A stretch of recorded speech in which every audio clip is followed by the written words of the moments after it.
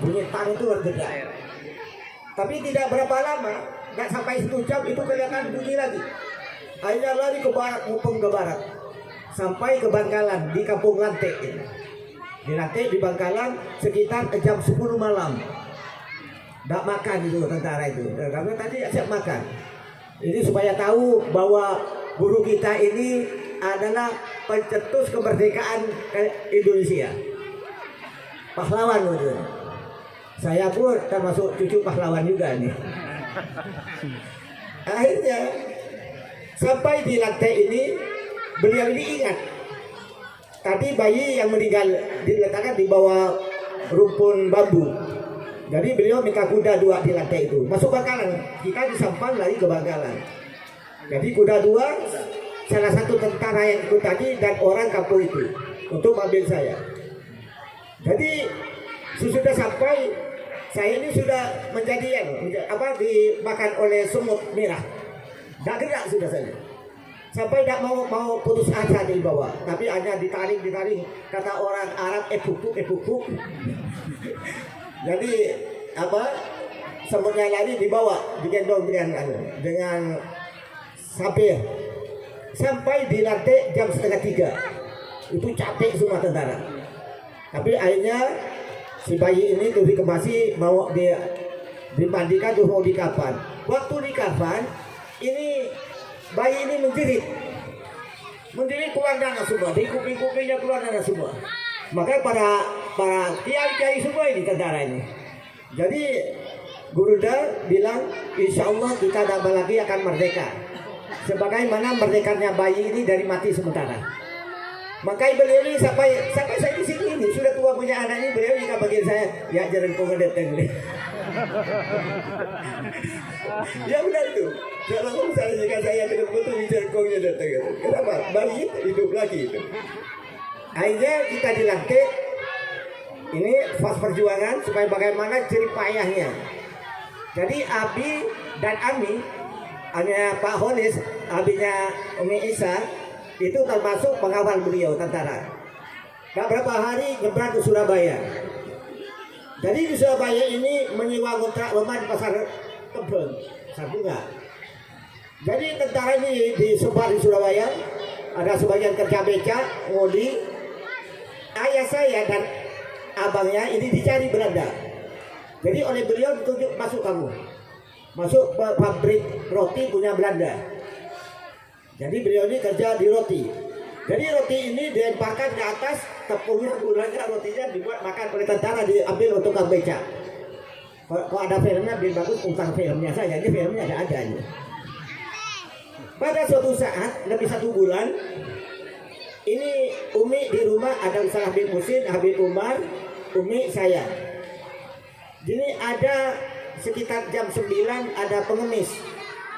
Udah dilihat pengemis ini beras, tak tahunya di tempat karungnya itu ada baju hijau. Ibu itu terkejut hatinya. Apa sedetik ini juga di Allah di pertolongan wali Allah ini. Sampai di pabrik roti, ini Belanda yang musuh kita ini ada yang baik. Sukarti nama bapak saya. Kamu akan ditangkap, kamu ini mata-mata. Kamu lewat belakang. Larilah bapak ini dan abangnya pergi. Sampai dulu mau bisa. Mas tadi ada orang ngemis. Saya beri beras, ada kado hijau. Mana? Kejar oleh bapak. Dikejar di rumah bom ini. Dibawa ini semua tak kemarin. Tahu ya? Alhamdulillah ketemu jalan kejurusan malam semua. Kok kumpul ini semuanya ini? Ketemu di sini semua. Di depannya ada pepisaan Belanda. Surat-surat ini tidak ada punya surat. Akhirnya oleh Allah berkahnya Guruda kita di masjid, bapak ini melihat suatu genteng. Nanti kita diaspirasi untuk membuat stempel. Cepat kita buat stempel. Jadi buatlah surat jalan di mana stempel.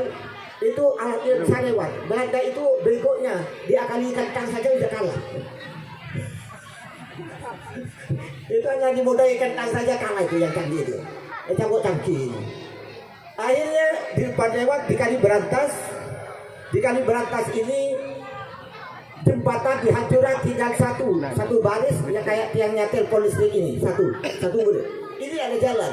Sedangkan ini harus nyebrang ke Malang. Jadi oleh Guruda kita Habib Musin semua diam di belakang saya ikut. Bayangkan pejam matanya, inilah beliau di waliullah, pejamkan matanya bahwa jembatan ini bagus dan lebar dan kuat sekali. Anehnya dari belakang ditembak kita ini dari Belanda, di depan ditembak oleh tentara Republik karena sangkanya kita mau masuk, Belanda mau masukkan. Tapi beliau terus. Jadi terus kita jangan. Jika ini mungkin 2 langkah kita sudah jatuh nih ke sungai. Tapi karena bayangan orang Belanda, selalu pas apa ini jalan ini besar dan kuat. Akhirnya bilang sudah tinggal dekat ke Malang. Kata Allahu Akbar. Dari mana bukan mana ini ya? Jadi di sana Allah Muhammad tuh. Allah Sallallahu Muhammad. Akhirnya diterima. Yang Umi sampai mau meninggal ini, jika ingin ke jembatan ini, Umi mesti ngeri. Jadi sampai Umi sampai di sana selam oleh tentara di Malang ini, tentara Malang, kita dijemput, bahwa kita ini tentara, dijemput di ada kambing dipotong. Kambing ini potong, diambil hatinya dan limpahnya, diperas dengan air, diminumkan ke ibu. Akhirnya abu ini akhirnya kan sehat ibu. Akhirnya dibawa ke markas di Malang Kota, tapi tidak enak. Pergi ke Borobudur, mungkin orang Borobudur Gundang lagi. Di sana masih banyak mata-mata. Akhirnya pindah ke sebuah gunung namanya Bukur, jadi kayak Siddiq.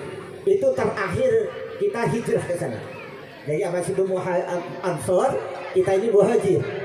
Sampai beliau ini saya punya adik meninggal, dan adiknya si Fa'iyud Amban adik meninggal juga, jadi satu kuburan di sana. Satu kuburan dengan adik.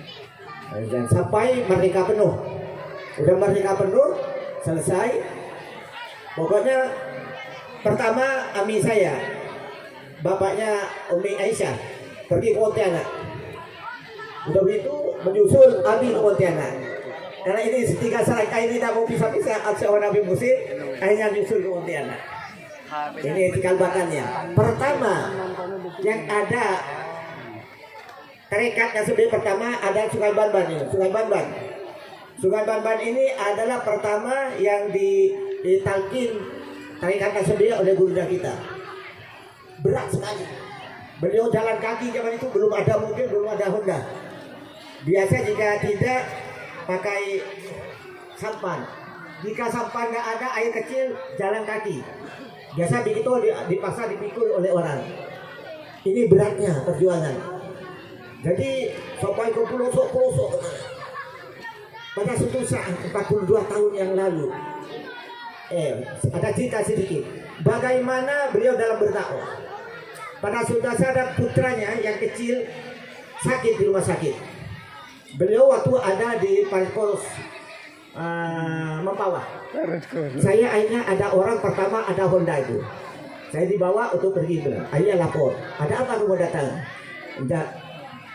Dulu Habib masuk rumah sakit. Kenapa sakit tanya? Ya kenapa? Kan di rumah sakit sudah. Ya tidak berita. Ya sudah di rumah sakit. Apa kita saya datang bisa sembuh kan? Masya Allah. Ini bagaimana cintanya kehidupan dan akhwat daripada anaknya. Saya balik sudah si kritis berangkat tadi.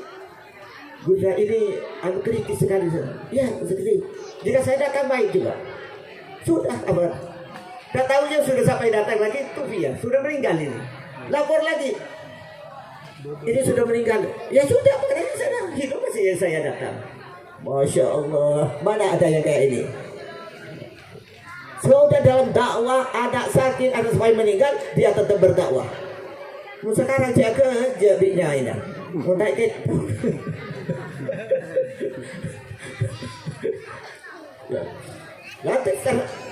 beliau ini kata-kata yang sedih di akhirnya. 42 tahun ada satu sedih. Beliau ini ada di Paret Surabaya. Di Paret Surabaya Pak berarti berita ke Jelawat.